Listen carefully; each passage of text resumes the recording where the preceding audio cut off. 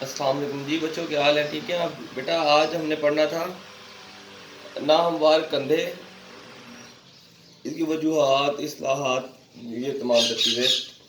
تو بیٹا وہ کہتا ہے کہ ناہموار کندھے ایک قامتی نقائص میں ریڑھ کی ہڈی سامنے کی بجائے کسی پہلو کی جانب دائیں یا بائیں جھک جاتی ہے یا مڑ جاتی ہے۔ جھکاؤ والی جانب سے سینہ سکڑ جاتا ہے اور پیٹ کے عضلات پر بھی دباؤ بڑھ سکتا ہے، جس کی وجہ سے ایک پاؤں پر جسمانی بوجھ جو ہے وہ زیادہ بڑھ جاتا ہے، جس کے نتیجے میں ایک کولا جو ہے اونچا اور دوسرا کولا نیچا ہو جاتا ہے۔ دھڑ کی شکل انگریزی لفظ سی کی جیسی ہو جاتی ہے۔ اس نقص میں پسلیوں میں ناہمواری چھاتی کی جانب سے ابھر جاتی ہے، جس کی وجہ سے ابھار والا کندھا جو ہے اونچا اور دوسرا نیچا ہو جاتا ہے۔ بیٹا اس میں وہ یہی کہہ رہا ہے کہ جب آپ ناہموار کندھے ہوں گے نا تو ایک کندھا اونچا ہو جائے گا، فار ایگزامپل اس طرح سے کچھ ہو جائے گا، ٹھیک ہے؟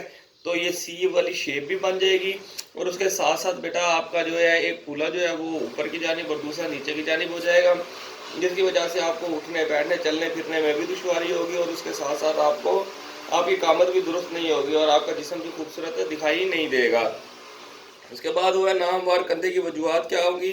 بیماری کی وجہ سے، مثلا فالج کے حملے کی وجہ سے، ایک ٹانگ کے چھوٹے یا ایک ٹانگ کے بڑے ہونے کی وجہ سے، حادثاتی چوٹ کی وجہ سے، پیدائشی وراثتی بیماری کی وجہ سے، اس کے بعد ایک کندھے پر زیادہ بوجھ اٹھانے کی وجہ سے، عضلات کی کمزوری کی وجہ سے، ایک ہاتھ سے وزن اٹھانے کی وجہ سے بھی ہوتا ہے، دونوں آنکھوں کی بینائی کا یکساں نہ ہونے کی وجہ سے بھی، سماعت کی کمزوری کی وجہ سے بھی ہو جاتا ہے، زیادہ تھکاوٹ کی وجہ سے بھی ہو جاتا ہے، ایک طرف جھک کے لکھنے کی عادت کی وجہ سے بھی ہو جاتا ہے، ورزش نہ کرنے کی وجہ سے بھی یہ ہو جاتا ہے۔ بیٹا اصلاحی ورزشیں، اس میں وہ کہتا ہے کہ وال بار سے لٹکنا اور پنجوں کی جانب جھکنا، کی جانب کھینچنا۔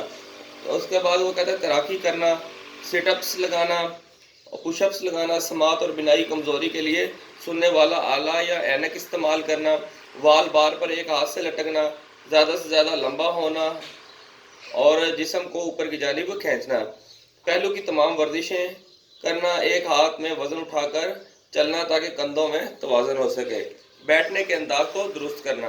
یہ تمام تر چیزیں بیٹا آپ کی ناہموار کندھے کی اصلاحی ورزشیں تھی۔ اس کے بعد وہ کہتا ہے بیٹا چپٹے پاؤں جن کے ہوتے ہیں بہترین قامت کا انحصار اور اچھی حرکات سرگرمی کا دار و مدار پاؤں کی بناوٹ پر ہوتا ہے۔ پاؤں میں 26 ہڈیاں ہوتی ہیں اور 2 محرابیں ہوتی ہیں، ایک محراب لمبائی کے رخ اور دوسری محراب چوڑائی کے رخ ہوتی ہے، جس کی وجہ سے پاؤں میں خلا پیدا ہو جاتا ہے۔ یہ محرابیں چھوٹے بڑے عضلات اور رباطیں لیگمنٹس پاؤں کی ہڈیوں سے مضبوط بندھے ہوئے ہوتے ہیں۔ پاؤں کی یہ محرابیں لچکدار ہوتی ہیں، پورے جسم کے بوجھ کے علاوہ جھٹکا برداشت کرنے کے لیے محرابیں سپرنگ کا کام کرتی ہیں۔ اگر وہ کہتا ہے پاؤں کے عضلات کمزور، پھٹ یا کھنچ جائیں یا خون کی گردش کی کمی کی وجہ سے پاؤں کی رطوبتوں میں زیادہ وزن پڑ جائے تو محرابیں وہ کہتا ہے کہ پھسلنے اور گرنے لگتی ہیں، نتیجتاً پاؤں چپٹے ہو جاتے ہیں۔ بیٹا پاؤں چپٹے ہو جائیں گے تب آپ کو مطلب کسی فرش پہ چلتے ہوئے بھی آپ پھسلیں گے، کیونکہ آپ کے پاؤں بالکل فلیٹ ہو جائیں گے، سیدھے ہو جائیں گے۔ اس میں بیٹا وہ کہتا ہے کہ نوٹ میں اگر زمین کی سطح پر پاؤں کا پورا نشان بن جائے تو یہ چپٹا پاؤں ہوگا۔ اس کے بعد بیٹا بات کرتے ہیں چپٹے پاؤں کی وجوہات۔ وہ کہتا ہے عضلاتی کمزوری اور جسم کا بھاری ہونا۔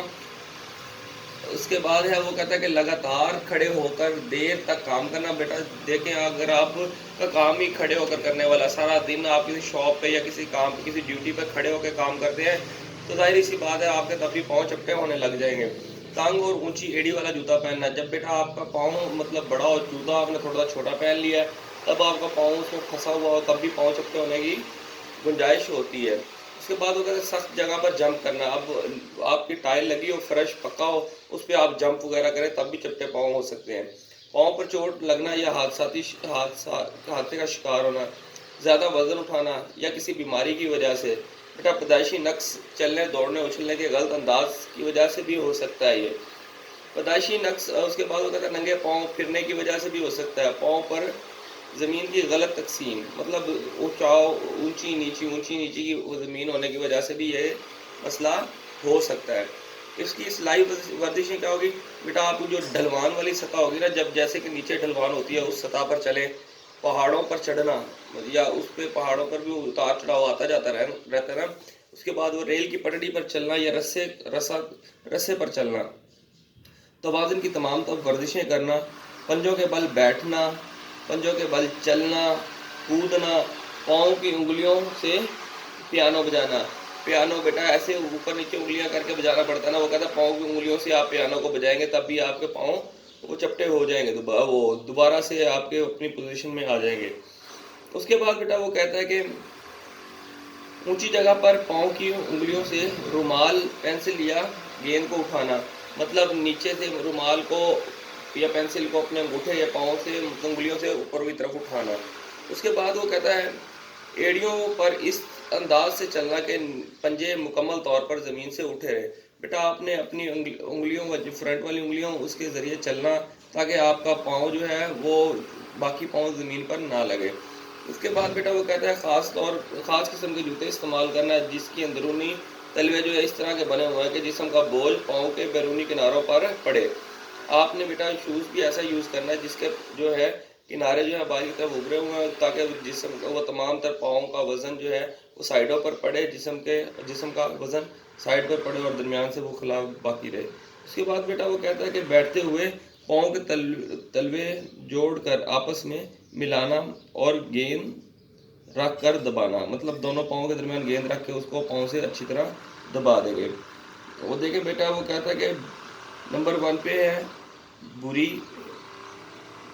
पोर कंडीशन होती है, उसके बाद मौजू थोड़ी सी मुनासिब हो जाती है, उसके बाद 3rd पे वो अच्छी, और जो 4th पे है बेटा वो एक्सीलेंट, मतलब बहुत अच्छी कंडीशन, जिनकी फिज़ीक ऐसी होती है वो बहुत अच्छी कंडीशन होती है। ओके बेटा आज ये हमारा चैप्टर ये भी ख़त्म हो गया, कल हम इसके शॉर्ट क्वेश्चन पढ़ेंगे। थैंक यू सो मच, अल्लाह हाफिज़।